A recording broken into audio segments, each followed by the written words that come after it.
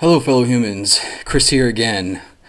Once again, continuing this conversation. So, Saturday night, I posted a video that was on the events of the day with Gwen Berry. And when I woke up the next morning, I had seen a litany of comments, unexpected, and views. Blew up. Didn't imagine that happening. Also woke up with a very sore throat and some tightness in my chest. And over the last 3 days, I've been feeling like crap. To be honest, my interview with Nathan, I was not feeling well at the time.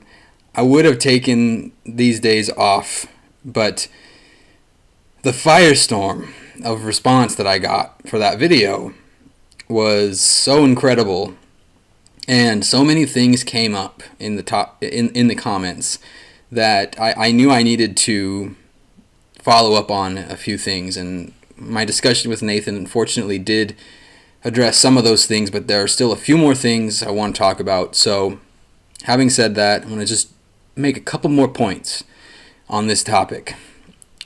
The first point: Gwen Berry didn't break any rules. Okay, a lot of people commented that she should be dismissed from the team. She should be kicked off. That somehow she should face some kind of punitive consequence. The fact of the matter is, she may have broken an IOC rule for the Olympics. This was not the Olympics. This was the trials. The committee knew what she was about. The reason why she felt she was set up is because the national anthem was not supposed to play when she was receiving her recognition. And that's not just about her specifically, that's everybody. No other competitors were expected to face the national anthem, to face the flag during their presentation of recognition of awards. Nobody else. That's why she feels she was singled out, because of her activist history. Okay? That's the first part. The second part is there was a widespread misunderstanding amongst viewers of my understanding or misunderstanding of what freedom of speech means. And I just wanted to say something about that. I understand that freedom of speech does not mean freedom from consequences from a private employer. However, let's deconstruct what actually happened here, what she did. She didn't raise a fist. She didn't say anything. She didn't blaspheme God or country or the flag. She turned away. Now, I have seen a lot of conservatives, in the name of freedom of speech and freedom of choice, freedom from tyranny, from forced action, this idea that a government can't mandate an action by somebody outside of military service, which I talked about, and perhaps a few very specific governmental positions. I don't know of jobs that require you to face the national anthem, to face the flag. Someone brought up a comment about if this was a doctor or a lawyer or a judge or a teacher, they would be fired on the spot. I'm struggling to think of a doctor or a lawyer or a teacher or a judge that was mandated to face the national anthem.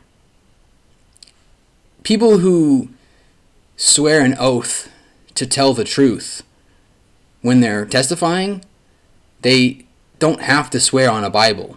They can swear on a Quran, they could swear on a napkin. It's just the fact of making that oath. So I really want people to think about what she actually did, because there's this narrative going around as if she made some aggressive action as opposed to taking an inaction. Another thing, and this is something that comes up oftentimes, not just in Gwen Berry's situation, but I've seen it come up many times before. If you don't like it here, then leave.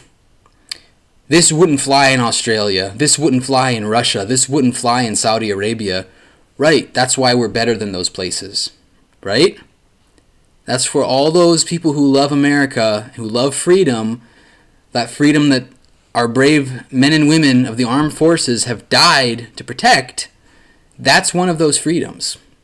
The idea of saying somebody died for your right to do that, so you shouldn't do it, that doesn't make any sense to me at all.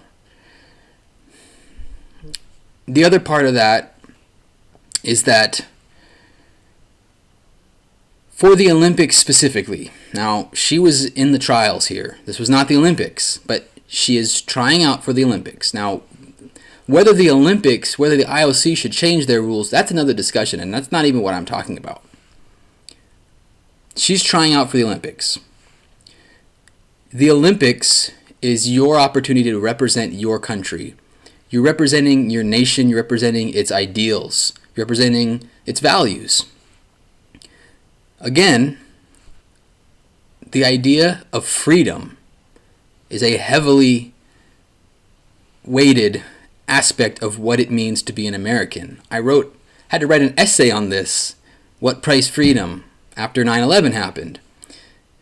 It's a big part of the narrative of what it means to be an American. If you're standing on stage in front of the world, what better way to represent your country than to illustrate what that means? That freedom of expression, freedom of speech, and freedom from coercion, from coerced action. You know, we have freedom of religion in this country too. But that also is freedom from religion. You aren't compelled to practice a religion. We're very big. And again, I think that conservatives would agree with this. We're kind of big on the idea that you choose your own way, you're the master of your own destiny, equal opportunity. The idea that somebody would be forced, private citizen, by the way, okay? We're not talking military here.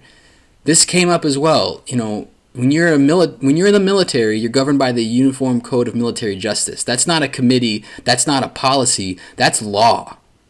Like, you have to understand, you can go to jail, military prison, for breaking those codes. That's not what we're talking about here. We're talking about private citizens exercising their right.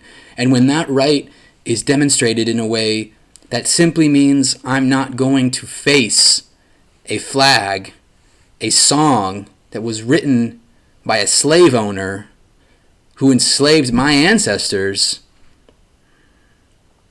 I don't know why that's so hard to understand. Would we really expect a Jew to stand for and honor and respect a song that was written by a Nazi? If you can answer that question honestly in your heart, then you know the answer to what our expectation here is of Gwen Berry. Anyway, thanks again for checking on me. I will try to recover more, and hopefully I'll be feeling better in my next video. We'll continue this conversation for sure. Thanks a lot for checking on me once again. Have a great rest of your day, and remember, don't be afraid to question the consensus.